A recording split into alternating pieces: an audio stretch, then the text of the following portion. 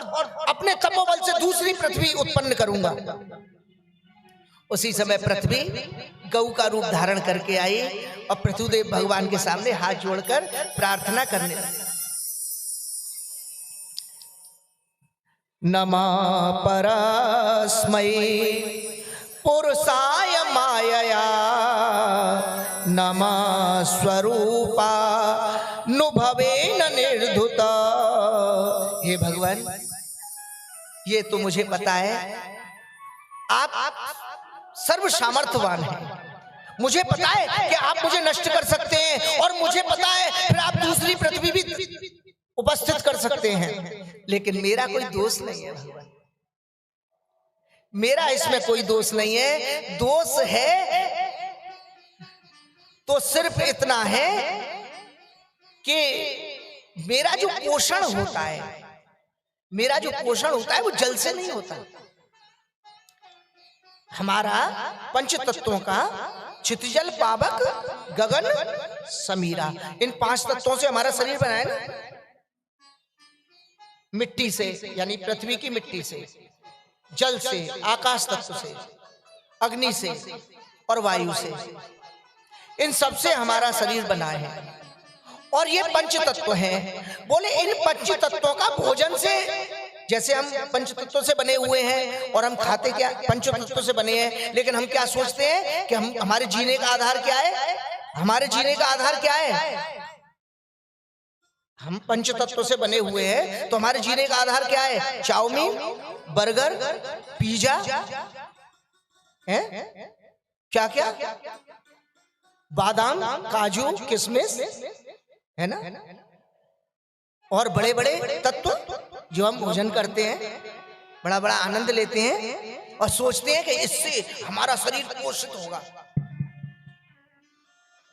तो क्या ऐसा है, क्या ऐसा हो सकता है कभी?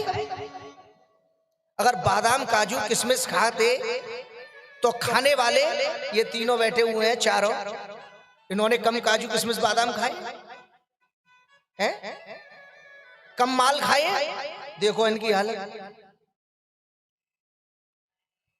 है। काजू किशमिश खाने वालों का हाल ये होता है।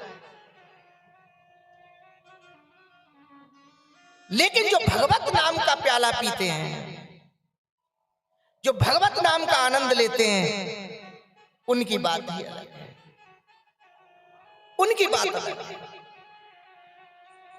प्रियजनों,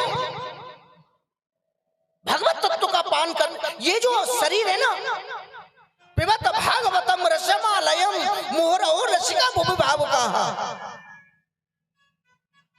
हम कुछ भी चाहें, लेकिन हमारे अंदर जो परमात्मा बैठा हुआ है, जो निकलने के बाद हम मृत हो जाते हैं, जो निकल जाता है फिर कहते हैं मर गया, मर गया, मर गया, जला दो, जला दो, जला दो।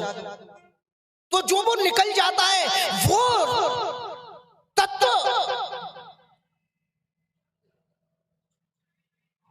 वो तो सदैव गोविंद का पान करता है, गोविंद तत्व का पान करता है, उसी से जीवित रहता है, उसके बगैर जीवित नहीं रह सकता एक पल भी, चाहे जैसे भी, जाने अनजाने कैसे भी। काजू किशमिश बादाम से शरीर पोषित नहीं होता। आज पृथ्वी ने प्रार्थना की, बोले भगवान इसमें मेरा दोष नहीं है, धर्म बंद हो गया इसलिए मैं दूषित हो गई और मुझ में ताकत ही नहीं रही। और प्रियजनों, उसी समय भगवान ने पृथ्वी का दोहन किया, पृथ्वी का दोहन किया। वत्सं कृत्वा मनुं पाणा बदुहत सकल औषधि। मनु जी को बछड़ा बना करके, और पृथ्वी की जो कोख सूख गई थी, भगवान ने अपने स्पर्श से पृथ्वी को हरित किया, हरी भरी कर दिया। आज पृथ्वी हरी भरी हो गई। उससे सभी ने अपने अपने तत्व उस समय ग्रहण कर लिए। जितने भी तत्व आज पृथ्वी पर आप देख रहे हैं वो सभी ने, देवताओं ने, दानवों ने, सबने अपने अपने तत्व ग्रहण कर लिए। दैत्य या दानवा वत्सम, प्रहलाद जी को बछड़ा बना करके उन्होंने मदरा आदि को धो लिया। जो उनको चाहिए था, जिसको जो चाहिए था उसने वो धो लिया। अब प्रियजनों पृथ्वी पर आनंद आने लगा। तो पृथु जी को एक लज्जा सताने लगी। पृथु जी को लज्जा आई कि मेरे पिताजी ने न द्रष्टव्यम न दातव्यम, मेरे पिताजी ने यज्ञ के लिए उन्होंने यज्ञ करना शुरू किया। 100 अश्वमेध यज्ञ कर लिए, 100 अश्वमेध यज्ञ कर लिए। एक यज्ञ नहीं, 100 अश्वमेध यज्ञ, वो भी 100, क्योंकि उनको अपनी जो कलंक लग चुका था वो धोना था। और स्वयं भगवान थे, लेकिन फिर भी पृथ्वी पर आकर अपने कुल परंपरा को सुशोभित करने के लिए सातिस्तुष्टो यज्ञ भोक्तम भाषत। मैत्री जी कहते हैं उसी समय भगवान ने प्रकट होकर के विदुर जी पृथु जी को बोले, गोविंद सदैव वैकुंठ में वास करते हैं और स्वर्ग का राज्य इंद्र करते हैं। ब्रह्मा जी सारी सृष्टि का सृजन करते हैं, यानी कि हम लोगों को जन्म देते हैं, अथवा जितनी भी 84 लाख योनियां हैं उन सबकी उत्पत्ति ब्रह्मा जी का काम है। और इन सबकी रक्षा करना, इन सबकी रक्षा करना, और रक्षा करके, यानी कि इंजीनियर कौन है इस सृष्टि का?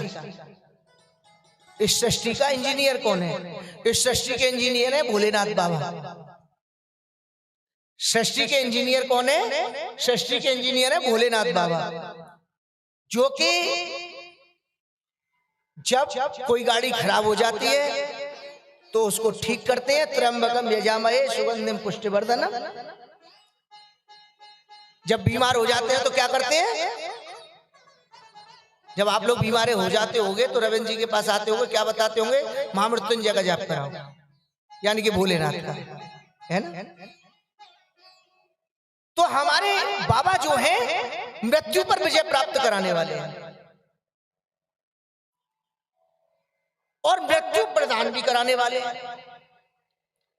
अगर देखते हैं कि ये गाड़ी ओवरेज हो गई है ना, देखते हैं ये एक्सीडेंटल है, ये गाड़ी नहीं सही चल रही है, उस गाड़ी को खत्म कर देते हैं। जो गाड़ी सही चल रही है, ओवरेज नहीं हुई है, मार्ग में सही गति से चल रही है, उसी को भोलेनाथ चलाते हैं। तुम ये सोचो उल्टी सीधी गाड़ी चल रही है और भोलेनाथ तुम्हारी रक्षा कर लें तो महामृत्युंजय से भी रक्षा नहीं कर पाएंगे। संहार करने वाले भी वही हैं। तपबल शंभु करें संहारा,